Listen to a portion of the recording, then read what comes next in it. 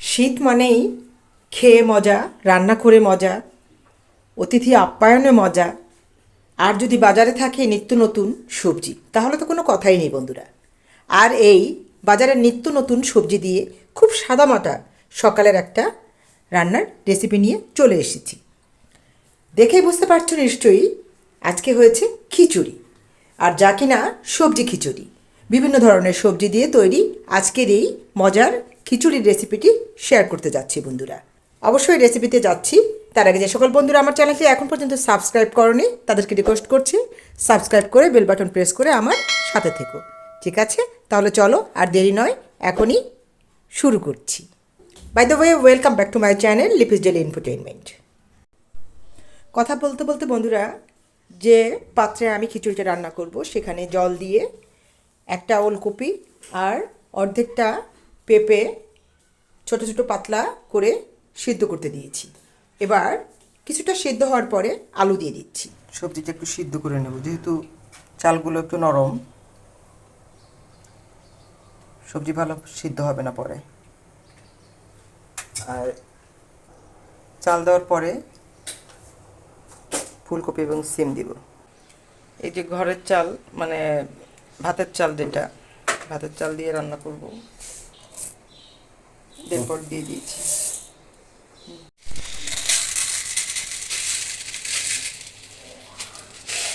মুসুরির ডাল দিয়ে দিচ্ছি, আর দিয়ে দিব মুগ ডাল।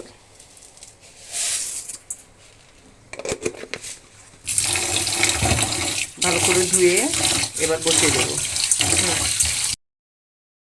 সবজিটা দেওয়ার 5 মিনিট পরে চালগুলো দিয়ে দিচ্ছি। চাল ডাল ধুয়ে দিয়ে দিচ্ছি হলুদ, লবণ, উপর নিচ করে মিশিয়ে দিচ্ছি। সবজিটা দিয়ে ওদিক চলে যাচ্ছে। অন্যান্য সবজিগুলো অনেকটা সিদ্ধ হয়ে গেছে, আর এখন দিয়ে দিচ্ছি ফুলকপি আর সিম। এদিকে দেখো, ঠান্ডায় কিন্তু নাক একদম বন্ধ হয়ে গেছে, কথা বলতে কষ্ট হচ্ছে, তারপরও ভিডিওটা করছি। পালং শাকটা রেখে দিয়েছি, পরে দিব।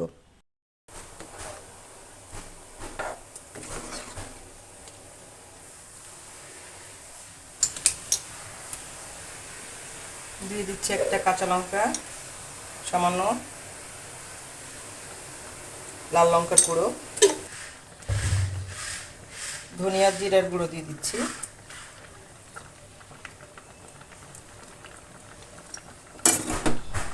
কি ব্যাপার, শুধু দেখলেই চলবে? লাইক কমেন্ট শেয়ার তো করতে হবে। এরপর কিন্তু সম্বার দিতে হবে বন্ধুরা।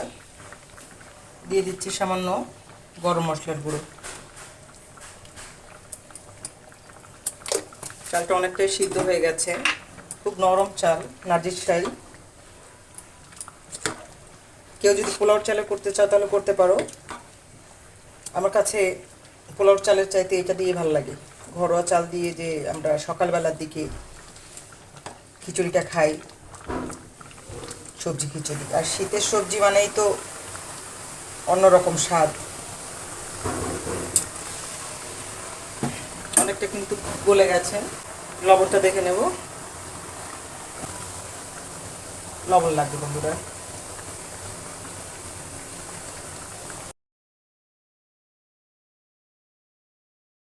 সবজিগুলো সব গলে গেছে, পেঁপে সব যদিও পাতলা করে দেওয়া হয়েছিল। ওলকপি নিয়ে একটু ভয় থাকে,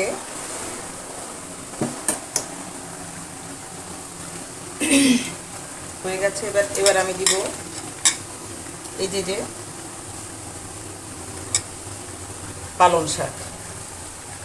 শীতকাল আসবে আর পালং শাক দিয়ে খিচুড়ি খাবো না, তাই কি হয়? এটা আমাকে খেতেই হবে। আমার খুব পছন্দের একটা রান্না এটা,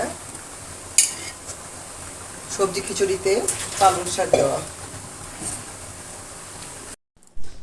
পালং শাকটা দিয়ে উপর নিচ করে মিশিয়ে দিচ্ছি।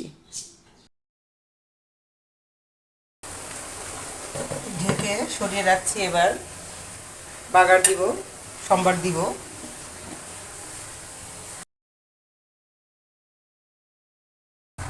তেল দিয়ে দিচ্ছি বন্ধুরা, সামান্য ঘি অ্যাড করবো পরে।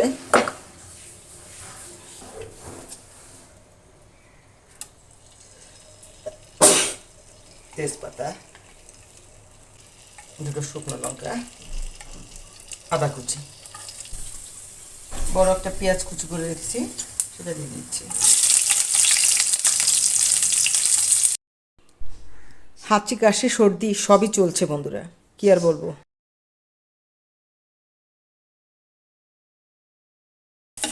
এভাবে রান্না করে খেয়ে দেখবে বন্ধুরা, চমৎকার লাগে। কিন্তু আমার কাছে তো লাগে, তোমাদের কাছেও নিশ্চয়ই ভালোই লাগবে। আসলে রান্না বান্না তো এক একজন এক একভাবে করে, একটা আর্ট, যেহেতু যে যার পছন্দ মতো স্বাচ্ছন্দ্য মতো করে। নামিয়ে নিচ্ছি বন্ধুরা। এবার আমি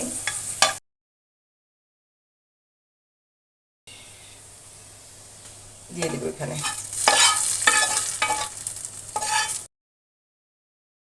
সবজিগুলোকে। ভেজে ভেজেও অনেক সময় অনেকে রান্না করে, কিন্তু চটজলদি করতে গেলে এইভাবে রান্না করে নিলে দেখবে যে সময় বাঁচে, খেতেও যে খারাপ লাগে তা কিন্তু না। আর বারে বারে ভাজাভাজি করতে গেলে পরে অনেক সময় তেলটাও বেশি যায়। ঘুম থেকে উঠে যদি এত তেল মশলাযুক্ত খাবার খাই, তাহলে জিনিসটা তো এমনিতেও শরীরের জন্য ভালো হয় না। এবার কিন্তু বন্ধুরা আমি একটু ঘি দিয়ে দিব উপর থেকে, খুবই সামান্য একটু ঘি দিয়ে দিচ্ছি। এটা আমার ঘরে তৈরি করা ঘি, আমার চ্যানেলে আছে, ইচ্ছে হলে দেখে নিতে পারো। সরের তোলা ঘি। এবং আমার বলতে গেলে ঘি কিনে খাওয়া লাগেই না, এই ঘি দিয়েই আমার যাবতীয় টুকিটাকি কাজ হয়ে যায়।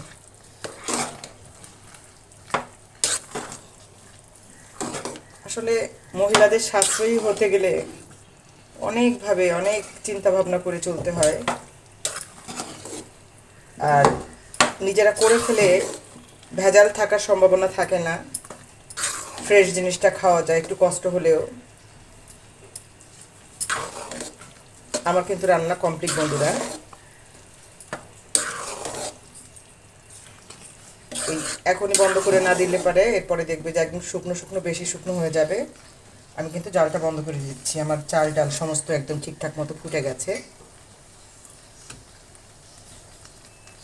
বন্ধ করে দিচ্ছি বন্ধুরা। এবার নামিয়ে নিয়ে গরম গরম খাওয়ার পালা। আশা করি আজকের ভিডিও ভালো লেগেছে বন্ধুরা। অবশ্যই ভালো লাগলে লাইক কমেন্ট শেয়ার করতে ভুলবে না। আর যে সকল বন্ধুরা শুধু দেখেই যাচ্ছ, এখনও সাবস্ক্রাইব করে উঠতে পারোনি, তাদেরকে আবারও রিকোয়েস্ট করছি সাবস্ক্রাইব করে বেল বাটন প্রেস করে রাখো, যাতে করে আমার পরবর্তী ভিডিও নোটিফিকেশন সবার আগে তোমাদের কাছে পৌঁছে যায় আর তুমি তা দেখতে পারো। ঠিক আছে, আজকে এই পর্যন্তই। ভালো থেকো সবাই, পরবর্তী পর্যায়ে আবার চলে আসবো। টাটা।